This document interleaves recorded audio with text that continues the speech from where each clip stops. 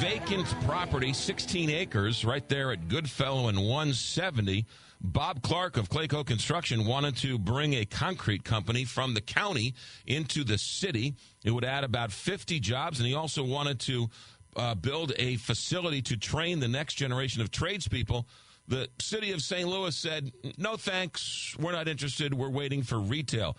Bob Clark from Clayco Construction joins us to talk about it. Good morning, Bob. Bob? Hey, hi. So Good morning. It's jobs in the city, actually. We're on Broadway downtown. We would be moving out of the city if we can't get this property, so that's even worse. Yeah, so take us through this. You saw this piece of land in the city at Goodfellow and 170 and thought it would be good for one of your projects. Take us through your thoughts on this. Okay, quickly. So, we have one of the largest concrete companies in the United States. We're down on Broadway now. We're headquartered in St. Louis. We have all of our operations down in the city. Our office people, our estimators and that, are in the Clayco offices in Overland now, soon to move to North Park, and potentially to move to wherever this facility goes. And so we have a 200,000 square foot warehouse building need where we do fab, store all of our interior equipment, all of our tools, all that sort of thing, our shop. We have a giant shed building we need to build because we have about 50 pieces of equipment. So we have our maintenance shop there. It's a big operation for a big concrete company. And as part of that, we also have an organization called ccdi.org, which is a job training program that has been super successful. People can look it up on the Clayco Rising site and on Clayco's website. And so we've been searching for land for a long, long time. This is a perfect location for us. It's centrally located. It's in the city. We would be keeping these jobs and adding new jobs to the city. And we just thought, well, this just makes too much sense. Part of the problem is the site by itself was too small. So we got the old Clayco building. There's another building adjacent to the site. So we have that under contract. I can't remember how many square feet that is, but it's on about 10 acres.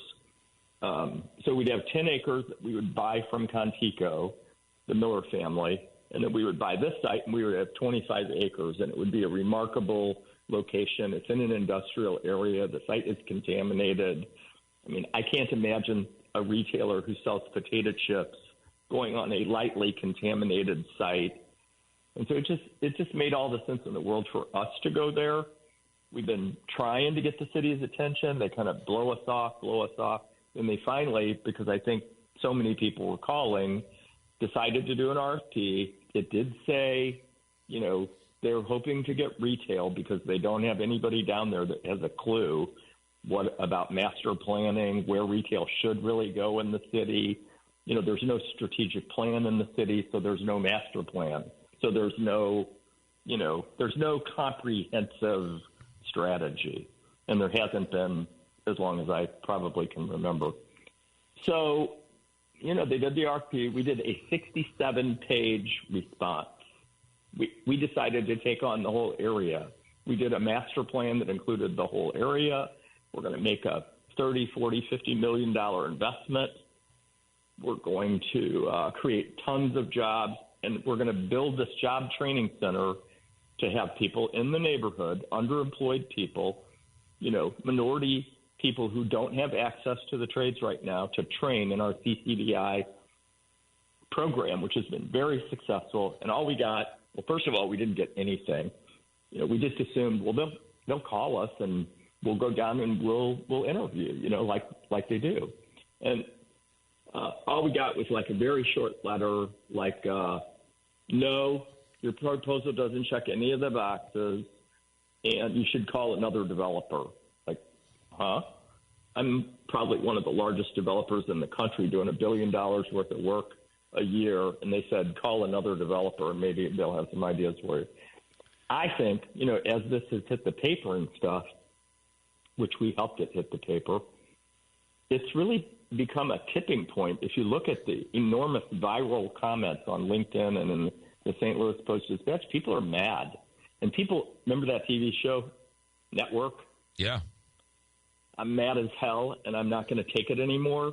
The people in the city should be outraged, not just about this, but just the whole decline of the city, the safety, the trash, the jail, the convention center, people should be furious, rightfully.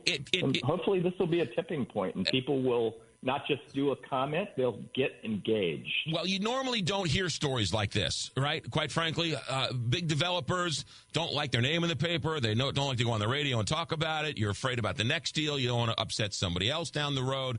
But if Bob Clark of Clayco Construction can't get a $50 million development done, adding 50 jobs and a training facility in a spot that's been vacant for 20 years. 50 years. It's vacant for 50 years. What chance does anybody else have to do anything in the city of St. Louis? It's very discouraging. It's disgusting. And I think, honestly, the leadership, this didn't, by the way, the guy that sent the letter, he's taking a little bit of heat. He's actually a smart, good guy. He didn't decide, The deciders were maybe the LCRA, because I don't honestly get it. I don't know. I have a lot of respect for Neil Richardson. I think he's a smart person. I hate to see him engaged in this kind of behavior, because I don't think this is really him. I think this is a higher kind of political thing. And I think, I'm at a stage in my career where I don't care what anybody thinks. I don't need to care what anybody thinks.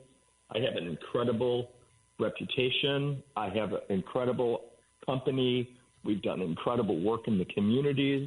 And, I'm just at a point where I care about St. Louis.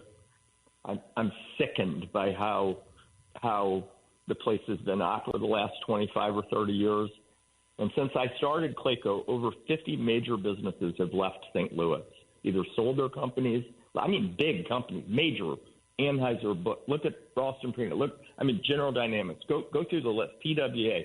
We've lost 50 major companies, and you can barely point to a single company other than maybe Centene. Express Scripts sold to Cigna, so they're gone.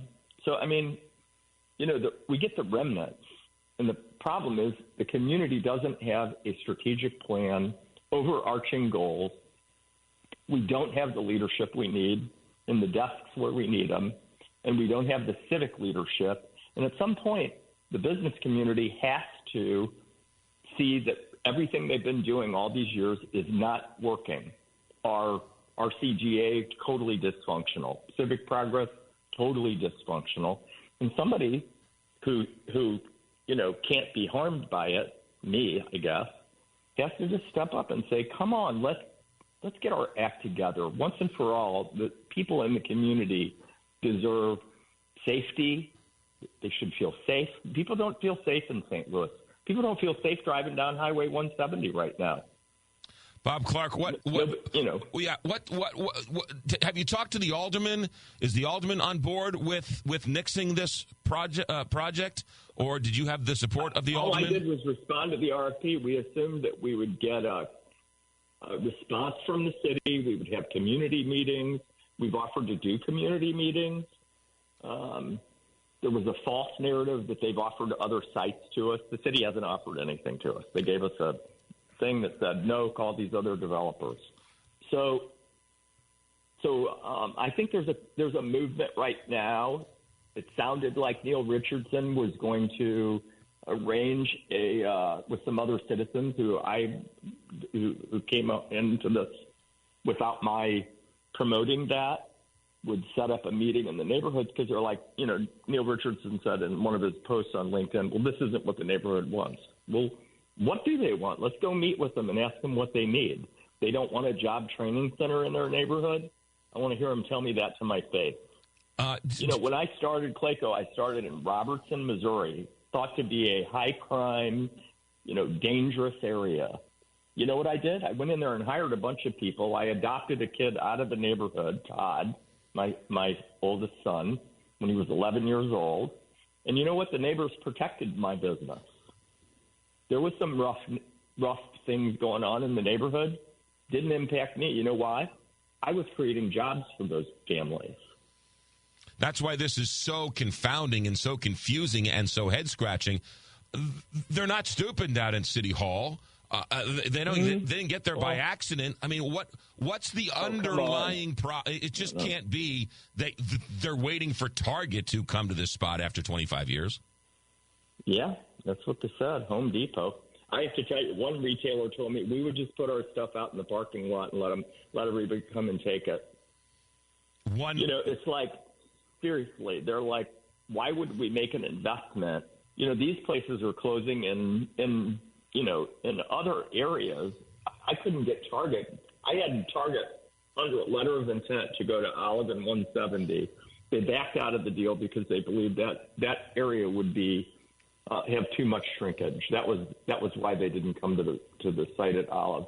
If you think they're not going to go to Olive and 170, we're next to Costco, do you think they're going to go down to Goodfellow on a contaminated site? I mean, anybody who steps back and does a master plan, I mean, maybe they should bring in the, one of these national urban organizations, like there is a National Urban League that does all this stuff around the country. Have them come in and do like a study for the neighborhood. The problem is there's nobody to lead a process like that in the city in St. Louis. Back when COVID hit, I worked with Mayor Lightfoot in Chicago. We raised a couple $1 million from the community to hire McKinsey to do a COVID recovery plan for the city. I met with Lyda and Linda and all of them, and I offered to pay for that for the city of St. Louis. I told them I would write a check for a COVID recovery plan by McKinsey, and that all they really needed to do is pick the stakeholders would come to the table. Never heard back from them. Bob Clark, our guest for a couple more minutes, the president of Clayco Construction. On Twitter, Vervis Jones, the mayor's father, has been somewhat critical of you, throwing some nasty names your way. Do you have a sordid past? Do you have some problems with the mayor we don't know about? Is there some bad blood between you and the mayor?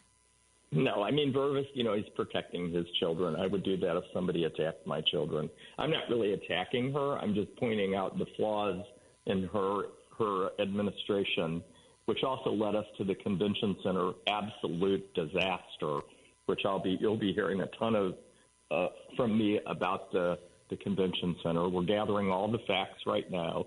We're going to compare them to what we said was going to happen before they signed on the dotted line, before everybody signed up to make the investment. We said it's a terrible plan. It's a bad idea. It's going to be way over budget. It's not going to actually be a thing that's going to bring new conventions to the area.